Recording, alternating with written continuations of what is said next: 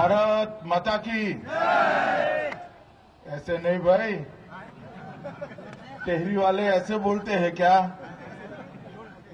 मोदी जी दिल्ली में है, उन तक आवाज जानी चाहिए।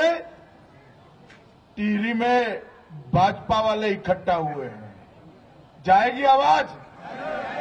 तो मेरे साथ दोनों हाथ ऊपर उठाकर, मुट्ठी भींचकर परिवर्तन के आक्रोश के साथ बोलिए, भारत माता की, भारत माता की। मंच पर उपस्थित केंद्रीय मंत्री श्रीमान अजय टम्टा जी, पूर्व मंत्री एवं भाजपा के वरिष्ठ नेता श्री लाखीराम जोशी जी, भाजपा के पूर्व प्रदेश अध्यक्ष और हमारे वरिष्ठ नेता श्रीमान मनोहर कांत ध्यानी जी, अभी अभी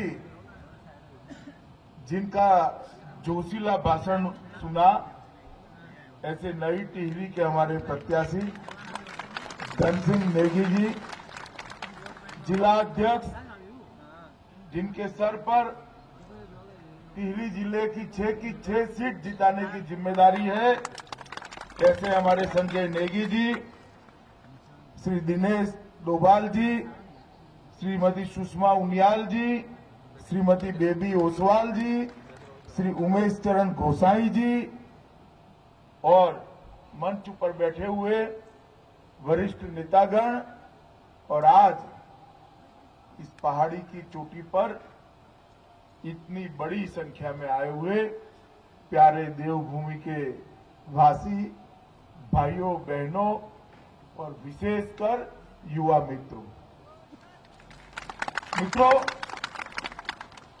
कुछ ही दिन में उत्तराखंड का भविष्य तय होने जा रहा है।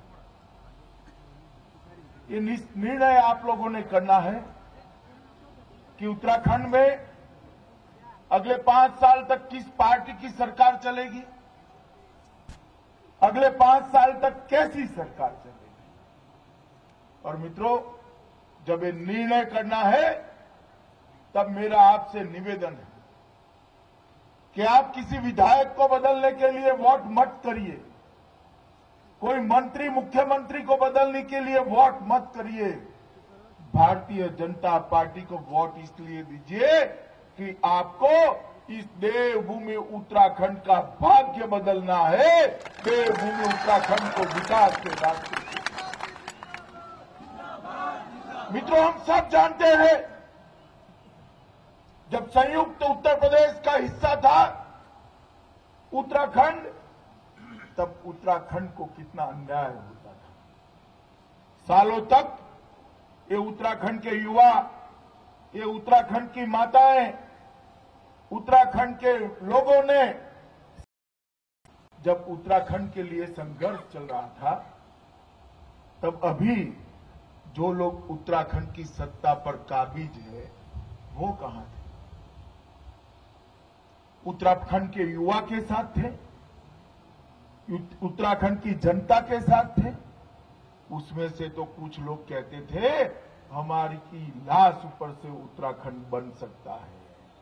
वो उत्तराखंड के संघर्ष के साथ नहीं थे। उत्तराखंड के संघर्ष के साथ भारतीय जनता पार्टी जुड़ी थी।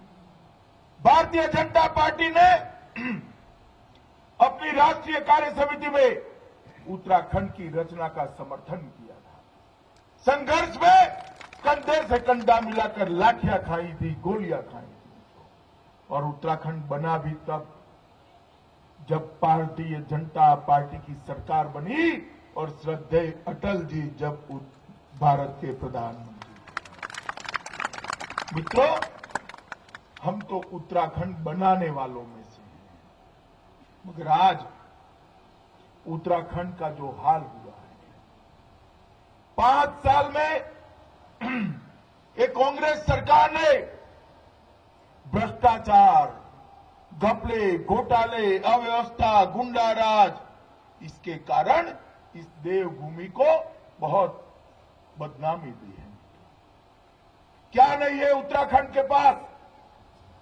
मैं हेलीकॉप्टर में आता हूं और तुंग पहाड़ियों को देखता हूं, कल कल निनाद करती हुई नदियों को बहते हुए देखता हूं, सैकड़ों किलोमीटर तक जंगल ही जंगल है, ऐसी वनराजी को देखता हूं मित्रों, हृदय खुशी से बांस बांस होता है। पूरी दुनिया जिसके दर्शन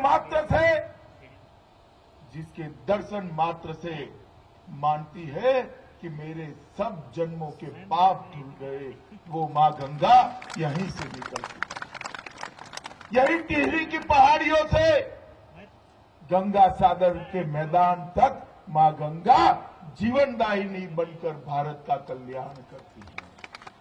यमुना जी भी यहीं से निकलती। चार धाम का यहां पर बड़ा महात्मा है।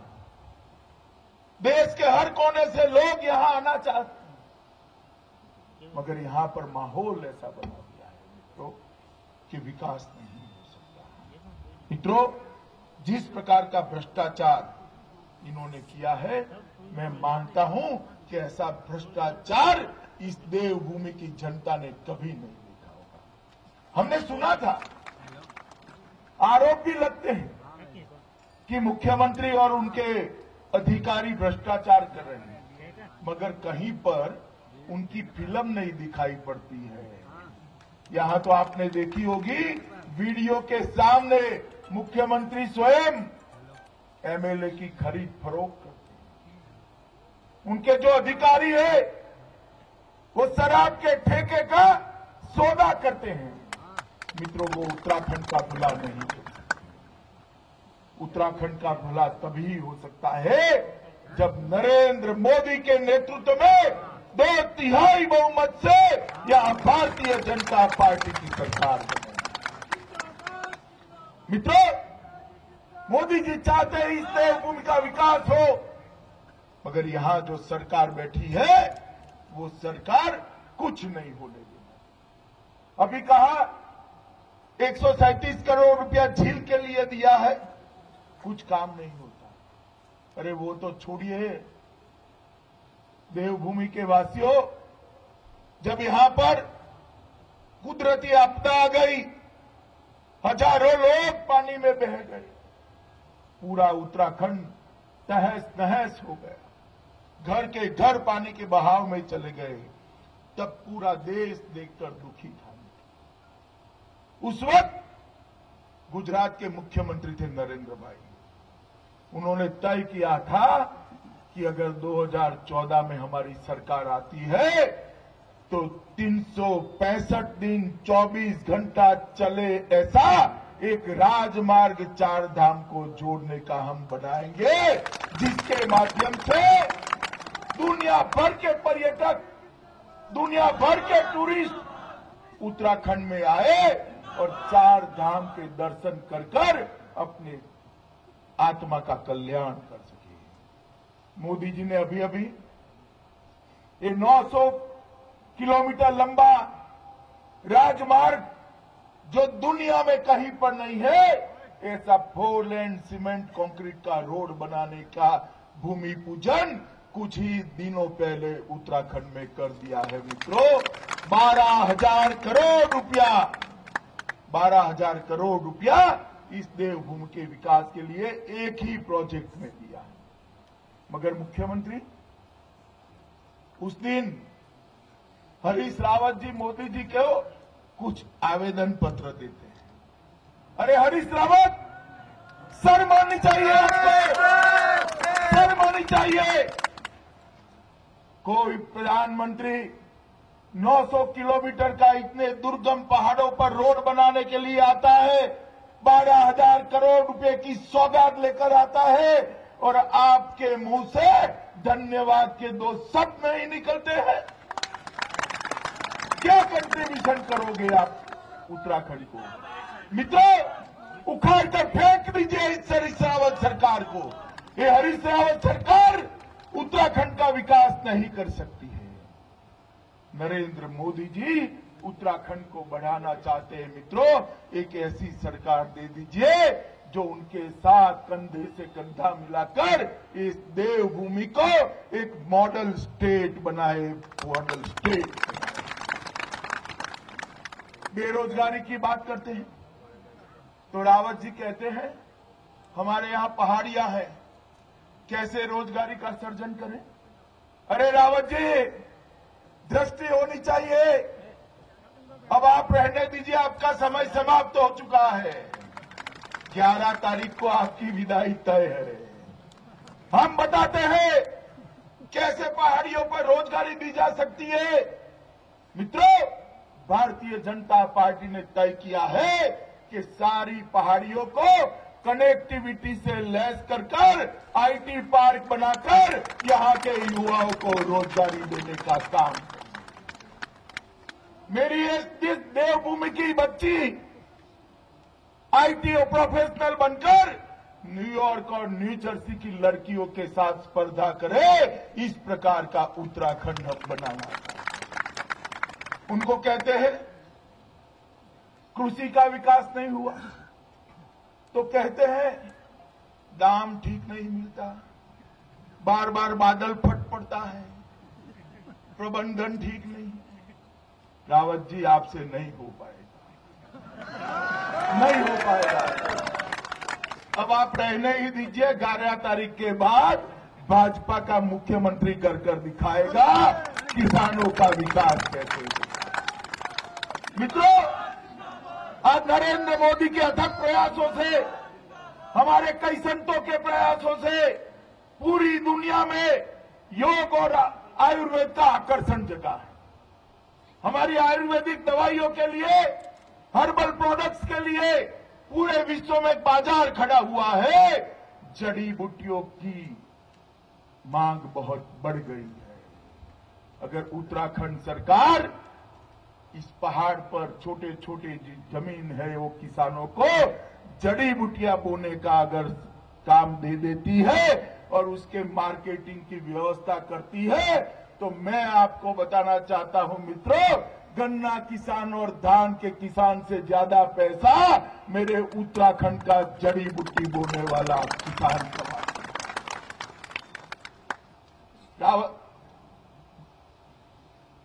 हरीश भाई, दिल में अगर जज्बा हो ना तो रास्ते निकलते हैं, मगर आपके मन में विकास नहीं है। कहां से पैसा बटोरा जाए, कहां से पैसा बटोरा जाए, कहां से पैसा बटोरा जाए। मगर जनता सब जानती है, आपको पहचान चुकी है। मित्रों, हमने अभी मैं राहुल जी का भाषण सुन रहा था। अरे क्यों हंस रहे हो? राहुल बाबा को जानते हैं ना आप? तो मैं उनका भाषण सुन रहा था। राहुल बाबा कह रहे थे, अरे मोदी जी, 2.5 साल हुए, आपने क्या किया, हमें हिसाब दीजिए। अरे राहुल बाबा, ये उत्तराखंड और उत्तर प्रदेश का चुनाव है, देश का चुनाव नहीं है। यहां आपकी सरकार है, हिसाब आपको देना है। 2019 में जब देश की जनता के सामने जाएंगे, पल पल का और पाई पाई का हिसाब देंगे, आप चिंता मत करिए। अभी तो आपको हिसाब देना है, मगर फिर भी आप पूछते हो तो मैं बता देता हूं क्या हुआ। 2.5 साल में सबसे पहला काम हमने ऐसा किया है कि बोलने वाला प्रधानमंत्री दे दिया है। आपने तो एक प्रधानमंत्री ऐसा दिया था जिसकी आवाज आपकी और आपकी माता जी के अलावे किसी ने सुनी नहीं। और बात बात में कांग्रेस वाले रूठ जाते हैं। बात बात में कल संसद चल रही थी, देश के प्रधानमंत्री जी ने अपने भाषण में कहा, ये श्रीमान मनमोहन सिंह के समय में 12 लाख करोड़ रुपया के घपले घोटाले हुए, इसकी जिम्मेदारी किसकी है? आप बताइए, मनमोहन सिंह की है या नहीं है? बताइए भैया, है या नहीं है? कांग्रेसी कहते हैं इनकी जिम्मेदारी भी नहीं है। मोदी जी ने क्या बुरा कहा भाई? आप प्रधानमंत्री थे, आपकी नाक के नीचे 2G का घोटाला हुआ, खेल मंडल का घोटाला हुआ, आदर्श सोसाइटी का घोटाला हुआ, वेस्टलैंड हेलीकॉप्टर का घोटाला हुआ, कोयला खदानों का घोटाला हुआ, पनडुब्बी खरीदने का घोटाला हुआ। मनमोहन सिंह जी, प्रधानमंत्री ठीक ही कह रहे हैं, आपने कोई घोटाले की जिम्मेदारी नहीं दी, मगर उससे आप बच नहीं सकते हो, ये आपकी जिम्मेदारी है। और कांग्रेसी कहते हैं प्रधानमंत्री ने ऐसा नहीं बोलना चाहिए था। भाई, आप आपका गिरबान देख लीजिए, आप क्या क्या बोले हैं। कुछ दिन पहले आपके लोकसभा में नेता बोले, क्या शब्द प्रयोग किया? राहुल बाबा, आपकी माता जी ने मोदी जी के पास लिए क्या शब्द प्रयोग किया था, वो याद करिए, वो याद करिए। राहुल बाबा, जब सर्जिकल स्ट्राइक हुई तब आपने कहा मोदी जी आप खून की दलाली करते हो, याद है या भूल गए हो? याद है या भूल गए हो? यही प्रधानमंत्री जब थे मनमोहन सिंह, तब उनका लाया हुआ अध्यादेश प्रेस कॉन्फ्रेंस कर आपने फाड़ दिया था। अपमान हमने नहीं किया था, आपके प्रधानमंत्री का अपमान आपने स्वयं किया था राहुल गांधी जी, स्वयं किया।